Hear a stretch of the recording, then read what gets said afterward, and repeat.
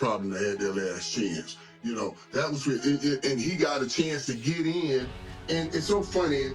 He was playing like today. He played today like he was saying, all right, I don't have anything to lose. They already benched me, and I think I'm on my way out. I heard him talk after the game, and he was saying, you know, this has been very hard on him. You know, he was in his closet crying and trying to come up with something and figure it out. And he was real happy that it came out and turned out the way it did. Like, he made a great comeback for that victory, which could solidify him back in that starting role with the way he played and came back and win that game today. So I was happy to see Aaron Glenn get his first win, and I was actually happy for Justin Fields. And Cam, we talked about some of the things. I mean, Mase, you talked about some of the things that he has said sometimes in the past that came back up and were going to get in his way.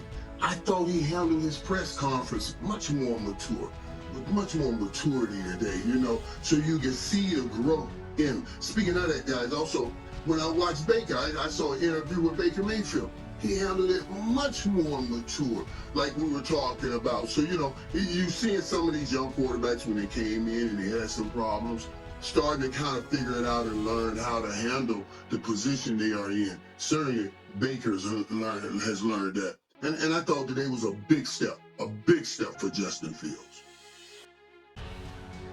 Mase? I just think when it comes to this team, you don't know what to expect. This is Cam's team. This is Ohio. I didn't expect them to win, but I am happy that Joe Flacco is kind of playing good. You didn't expect who to win? Cincinnati or the Jets? I didn't expect either one of them to win. It should have been a draw. Both of them are horrible teams.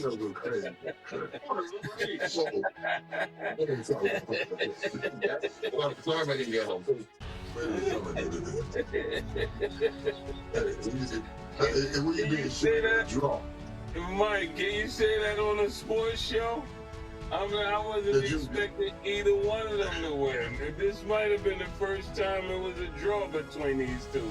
But, you know, with Flacco playing and with the Jets, I'm happy for Justin Fields that he eventually gets the win because everybody was kicking his back and paws.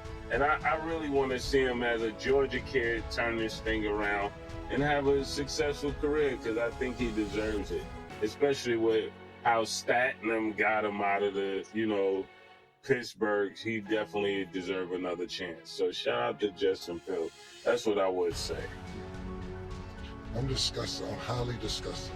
I'm at an all-time low. Like, I'm highly disgusted. I really want to. I'm called. Maurice comes on the show in 2 days, Wednesday.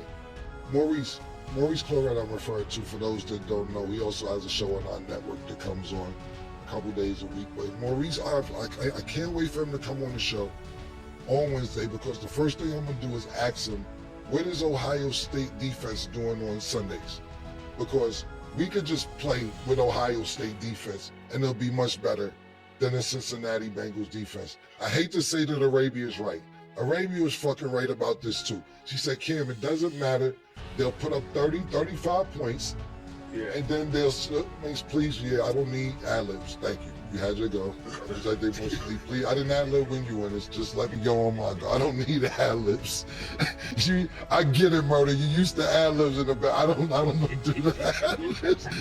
I don't do that. That's right. I'm mad at everybody. Leave me alone, bro.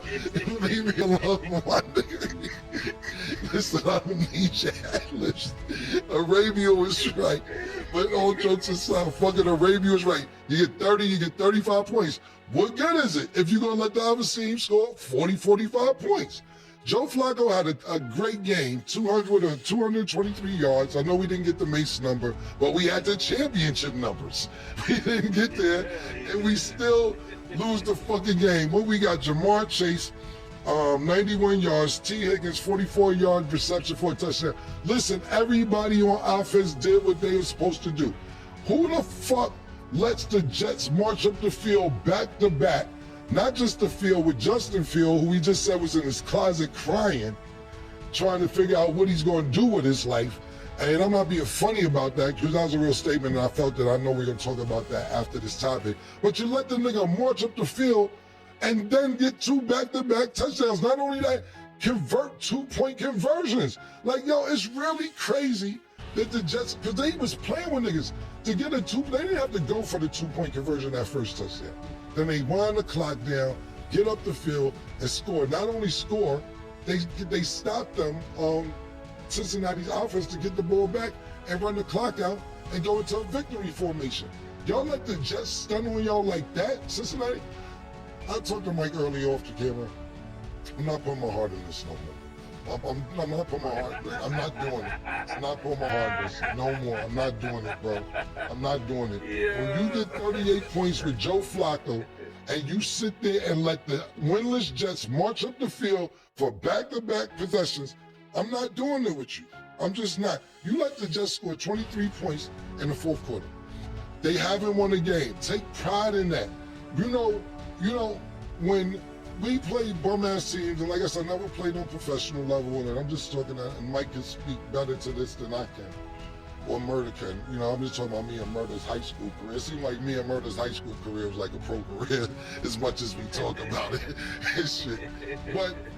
But we played a lot of basketball. But you take pride when you're a team, when a winless team comes in and be like, we ain't gonna get our first one on us. That's just not gonna happen. It's not gonna happen on us. And I don't understand the mentality of the Bengals defense. We cannot be the reason that these niggas get their first victory. I'm out on the defense. I'm asking Maurice Clarett, what could we do if we could work a deal out with Roger Goodell and get the Ohio State Buckeye defense after their games on Saturdays to play on Sundays or Mondays or Thursdays to at least stop a fucking nosebleed, man. Minimum a nosebleed. Wow. Stat, can I say that this Cincinnati team, you can't let people score 23 points in the fourth quarter. This is the same identical things that happened with the Steelers. And one key part that Killer is leaving out, he's trying to give Arabia credit, but it's the first quarterback to 225. Cam, you got to stick with the Titletown format. Mase, you had to go. 225. You had to go. When I go, you go look at the stats, and then you say, okay, I'm going to go say this after the campsite. That's what you do. Hey, it's smart. I like it. I like it, but you actually get to go before me. That's how I know you, what you know and don't know. But it's good. You can bring it up. No, Kim, I actually don't. I know that, pause, you're long-winded, so I try to speak a little bit here, let you say everything you're saying, and then come back, you know. But you just said what I said. I said that they had 23 points in the fourth quarter, then you said, well, what Cam is leaving out is that they had 23 points in the fourth quarter. When I actually just said that during my long-winded statement. No, I said championship points. I mean, not the championship point. The first quarterback did 225. What'd you say? Cam, I'm not arguing with you. It's a debate show, but I'm not arguing with you. Listen. It's on tape, Mase. Mase, it's on tape. It's on tape. The first thing you started with was, what you got to realize is like stat. 23 points in the fourth quarter. Then you say, what Cam is leaving out is the championship number, the 225. I actually said I made a mistake. I made a mistake in saying championship numbers. I meant to say the first quarterback to 225 because that was left out. But it's neither here nor there. I'm only talking to winners these days anyway. So if we're not talking about winners, it really doesn't matter that I keep talking about the Bengals. I don't know why we spoke to you for the first 3.5 weeks. 4 weeks, it didn't make no sense for us to even speak to you either. So maybe we all shouldn't be talking to each other. Maybe nobody should be talking to anybody. And Cam, listen, man, I want to, I really do, I want to get in here and cry with you, Cam, about how bad that defense is in Cincinnati. But I can't say one damn word. The only defense I see worse than the one in Cincinnati is that that shit, they got the Cowboys helmet on. That's what I'm saying. So I was like, what the, wait a minute, man. This is really bad, dude. I tweeted, I really don't even believe that this is a professional football team's defense. It's insane. It's insane. There's no way. So when you started talking about Ohio State playing for Cincinnati, I was sitting over here thinking about, well, what school can we get? Texas, Mike. Texas. It's bad, man. It's bad. It's bad. One thing, it's bad when you don't have the players. And if you don't have the players, at least get me a coach that's gonna come up with something and devise a scheme to keep these sorry jokers in the game. And you got the sorry players, and then, man, man, even Flus, the coach ain't doing nothing. I mean, I've never seen this many people wide open. I've never seen it. It's almost impossible to see anybody this wide open as I've seen. And you get it, Cincinnati right now. The Cincinnati Jets ran the ball well too. They ran the ball, and even that last play, that touchdown, that little quarter halfback pass, sucked everybody. That was a phenomenal play, a phenomenal grab. But yeah, when I see some of these defenses down, man, I'm like, oh my God, I can't even believe this is an NFL defense. I just can't believe what I've seen, on some of these defenses. I will say it's just so crazy because if you guys can compare all of our reactions from the beginning of the season to now, it's just a crazy shift, and none of us can say anything because a lot of us are in the same boat. I'm even mad, and we're still first in the division because I'm knowing that we could do better. It's just a hole that keeps digging. You know what? And you know what, Stat, bringing that up, and I'm going to say this on the show. And I don't know how healthy he is or anything else. It's 10 regular season game left. I'm on a fucking record. And if Lamar Jackson comes back next week and stays healthy, I'm on a record saying Baltimore still can win this division. That's how terrible the fucking division is. They got 10 weeks. If Lamar Jackson, I seen him practicing last week, or not necessarily practicing full speed. If he gets back next week and they play 10 games, I'm on a record saying that Baltimore can still win the division. That's how fucking terrible the division is. Pittsburgh, us, we know what Cleveland is, and Baltimore still has a chance. I know Lamar Jackson looks and says, yeah, but all y'all keep fucking up. Keep fucking up while I get out. Keep fucking up. On the record, Baltimore still can win this division. I can't even be mad at that take, honestly. Let us know what you guys think in the comments down below. But before we move on from this game, I want to talk about those post-game comments that Mike started bringing up from Justin Fields. So he basically said, I'm going to get pretty vulnerable right here. This week, I found myself in my closet crying on the ground, lying down, not because of the hardships, not because of the troubles. I felt like I was built to handle that. Yesterday, I was just praying over and over again for just one win. So Mike, how do you feel about that vulnerable moment from the quarterback? Well, was he praying or crying? Which one is he? So he found himself in crying. What was he praying? I mean, you know what I'm saying? Well, listen, I told you, I like the fact that he shared with everybody what it means to him. Because that's what we were talking about. Hey, does it mean enough for you to come in early and stay late? Does it mean enough for you to put in the time to make sure you're learning what you need to learn? And a lot of these guys, I tell you, they've won so much on their physical skill set all through the ranks. And now they get here and they have to start playing the game shoulders up when they've been winning shoulders down. And you can't dominate at this level like that. So yeah, you have to go, he called it his closet. I call it that place the Bible talks about, your threshing floor. The place where you go in there, you gotta separate the wheat from the chaff. You get all this bad out of you and only deal with that stuff that's good in you. And I thought that's what he was talking about. Hey, I had to come to Jesus meeting. I had to say, boy, if you're gonna make it in this league, this is it right now. They've kicked you off this team, that team, and this is your last team. You better get your ass going. And thank God he got going. because I think he saved himself and saved an opportunity and possibly saved a career with coming back and winning this game. Yeah, I think prayer is all good, but you got to, Justin Fields, you got to get more touchdowns. I think he's 30th in touchdowns. He's 31st, if so, in passing yards with about 1,000. But I like the fact that he's tied for first when it comes to 0 interceptions. So if you can keep up that interception ratio and put some more points on the board and definitely get some more yards falling down the field, that's what they're looking for. If you got to pray to get that, we just need that to increase mightily, you know, because right now it's just looking like he may not belong in a starting position, but it got to turn around. He's from Ohio State, Cam. This is one of your own. You can't throw him away. It's Ohio State right here. Just said he's from Georgia. Make up your minds. Ohio State is he from Georgia? But I'm trying to, when they kick him down, I got to relate him back to somebody that can give him some help. He's born, and you know, he grew up in Georgia, but he went to Ohio State. Where are you from? You from Jacksonville or you from Harlem? Just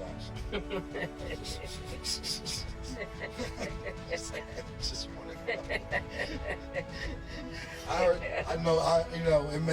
I heard it was, it may be Ohio State, it may be Florida or Georgia. Eric B said, and Rakim said, ain't where you from, it's where you at. So is he from New York?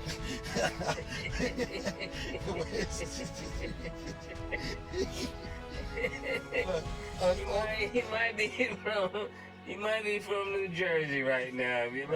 If you let Sin City, it depends on who you ask. You ask Sin City. All them niggas in here, Suge, Sin in here, everybody in here today, niggas. Yeah. Fucking party in there. Hey, yo, listen. So Suge say he's from Jersey, you know? Sin is gonna say he's from Georgia. The nigga's from Georgia. Don't put him with us until he start winning more, you know?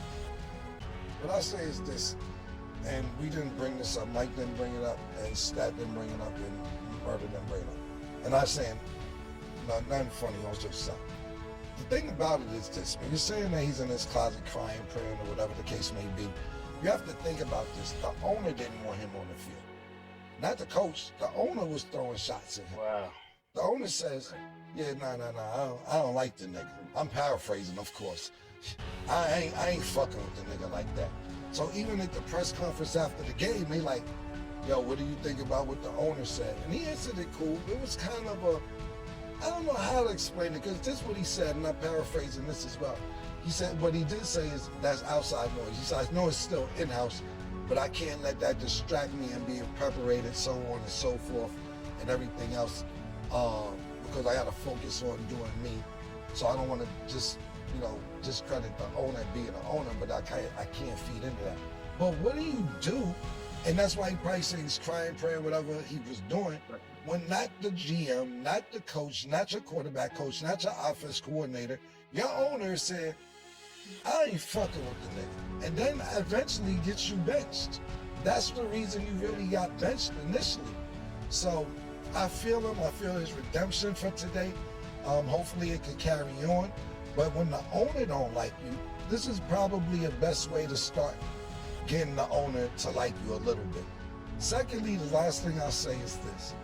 Athletes, and everybody, when you're young, you're in it, you're having fun, you're buying cars, you're buying furs, you're buying Lamborghinis, you're buying cribs, you're tricking on bitches, and all this shit.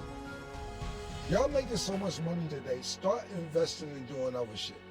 Because everybody's career is not going to be Steph Curry. Everybody's career is not going to be Michael Irvin. Everybody's career is not going to be LeBron James or Michael Jordan and everything. You'll be up and you will be down quicker than you know it. You sit there and make $4 million, taxes is taken 2. Your agent is taking another 2%. Your manager's taking another 3%. Accountant is getting 3%. You want a house, right? You want to be living outside the hood. By the time you got $5 million, and by the time you buy the shit that you want for that 1 year, you might have about $472,000 left. Start investing you guys' money so you not be in a closet crying like, man, my chicken wing spot clicking. We're on our 19th franchise. Shout out to Jamal Mashburn. Jamal Mashburn is one of these people who has made more money probably outside the NBA than in the NBA. I use him because everybody goes to Magic Johnson. We see what Magic Johnson did. Take a page out of Jamal Mashburn's book, and there's probably several other players that I can name, but that's the first person that comes to mind. Think about your career, whether you're 21, 22, 23, 24 years old.